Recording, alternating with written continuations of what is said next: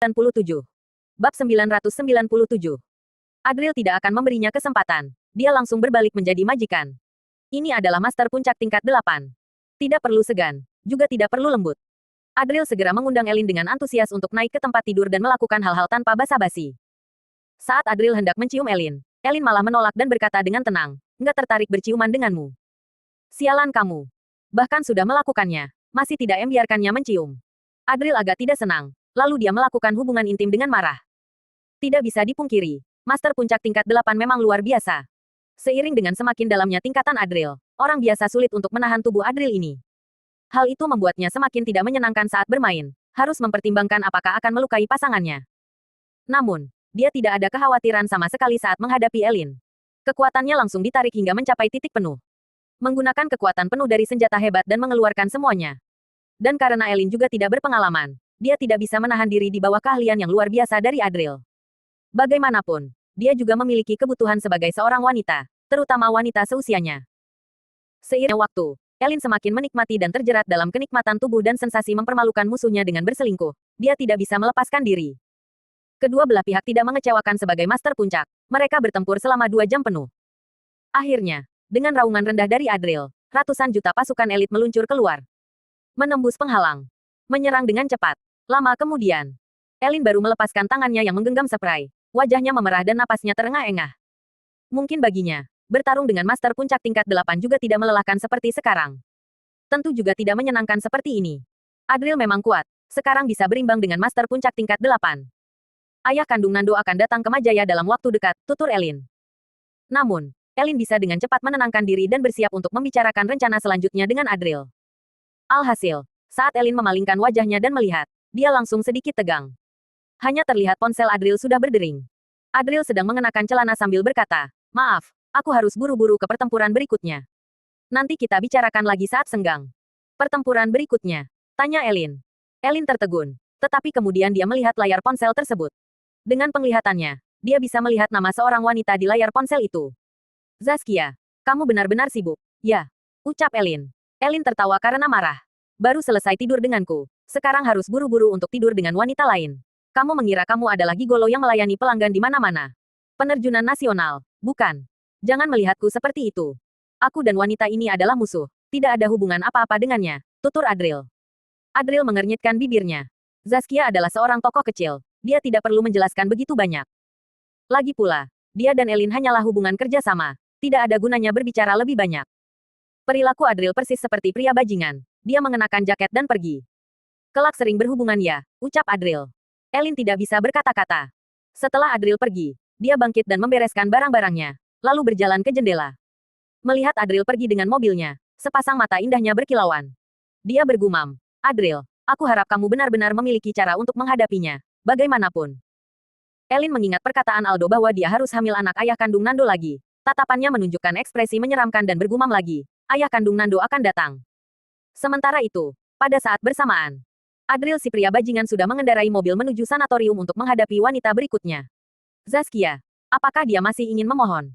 Mengingat nama ini membuat Adril merasa jijik. Sekarang setelah dirinya mengakui keluarganya, sudah seharusnya dia membantu Gary tak terkalahkan membersihkan kekacauan di sekitarnya. Kali terakhir Gary tak terkalahkan masih terlalu berbaik hati dan membiarkan Zaskia tetap tinggal di sisinya. Sebaiknya dia mengusirnya keluar. Membasmi harus sampai akarnya. Bab 998. Setelah Adril kembali ke sanatorium, dia pergi ke tempat yang telah dijanjikan dengan Zaskia. Di sini adalah lorong di luar penjara, tetapi saat ini tidak ada seorang pun. Ketika Adril tiba, Zaskia terlihat seolah-olah sudah lama berada di sana. Matanya sedikit memerah dan terlihat sedikit bingung. Dia kehilangan kecantikannya yang anggun, tetapi malah memiliki keindahan yang rapuh. Saat melihat kedatangan Adril, wajah dingin dan sombong dari Zaskia sedikit menundukkan dan berkata, "Pak Adril." Adril melihatnya dengan tatapan datar dan menunggu Zaskia mulai bicara. "Maaf, aku salah. Aku nggak seharusnya mengganggumu." Perkataan Zaskia ini tidak sulit. Apa artinya meminta maaf dibandingkan dengan apa yang akan terjadi selanjutnya?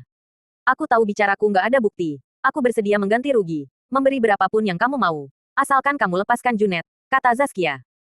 "Junet hampir saja membunuhku. Kamu ingin mengganti ruginya dengan apa?" cemooh Adril. Melihat ekspresi Adril yang acuh tak acuh, hati Zaskia menjadi makin berat. Dia mengepalkan tinjunya erat seolah-olah telah membuat sebuah keputusan. Dia melangkah maju dan langsung memeluk Adril. Kemudian merobek-robek pakaian Adril dengan sedikit kasar. Kelihatan dia belum pernah melakukan hal ini sebelumnya. Gerakannya sangat kikuk. Adegan ini membuat terkejut Adril yang sudah lama berkecimpung di dunia bunga. Wanita seperti Zaskia rela membayar dengan tubuhnya sendiri. Masalahnya adalah aku baru makan kenyang tadi, pikir Adril. Lagi pula ini di lorong luar penjara. Adril mendorongnya dengan kasar dan memarahinya. Jangan ganggu aku kalau kamu gila. Aku masih punya harga diri. Aku sudah meminta semua penjaga keluar. Nggak akan ada yang tahu. Aku dengar kalau pria suka dengan berbagai suasana yang berbeda-beda, kata Zaskia. Zaskia dengan gemetar mengangkat tangannya dan kemudian membuka kancing baju Adril, sambil berkata, hari ini kamu boleh melakukan apa saja yang kamu inginkan, asalkan kamu bisa lepaskan Junet. Plok. Adril menepis tangannya. Hal ini membuat Zaskia kebingungan. Adril melihatnya sambil mengerutkan keningnya. Apa Junet yang menyuruhmu melakukan ini? Zaskia seketika terdiam. Tidak lama kemudian dia berkata, apa kamu nggak puas denganku? Adril tertawa. Dia sudah mengetahui segalanya dengan teknik membaca pikiran. Zaskia ini benar-benar sial sudah mengenal pria brengsek seperti Junet. Benar-benar akan dimanfaatkan sampai mati. Mulai saat ini, menjauhlah dariku. Aku takut tertular aura bodoh darimu. Adril berkata tanpa daya. Bodoh adalah penyakit yang bisa menular visual. Jadi Adril malas menghiraukan wanita ini. Dia berbalik untuk pergi, tetapi lengan bajunya ditarik oleh Zaskia. Terlihat Zaskia yang hampir berlutut dengan wajah memohon. Zaskia berkata, tolong, selamatkan Junet. Petik 2. Lepaskan, kata Adril dengan tidak sabar. Tolong, selamatkan Junet. Nggak peduli apapun yang kamu lakukan. Tolong selamatkan Junet, kata Zaskia. Zaskia tidak melepaskan tangannya. Dia hanya mengulangi semua perkataannya dengan putus asa. Sekarang Adril adalah jerami penyelamat terakhir bagi Junet. Namun, Adril tidak ada belas kasihan sama sekali. Dia tertawa dingin dan berkata, lebih baik kamu selamatkan dirimu sendiri terlebih dahulu. Menurutku, kamu tahu dan sadar bahwa Junet sedang membohongimu. Tapi kamu nggak mau percaya. Bahkan masih ingin terus membohongi dirimu sendiri. Membohongi diri sendiri adalah penyakit. Itu harus diobati. Paham? Lanjut Adril. Nggak mungkin. Kak Junet. Dia nggak akan, ucap Zaskia.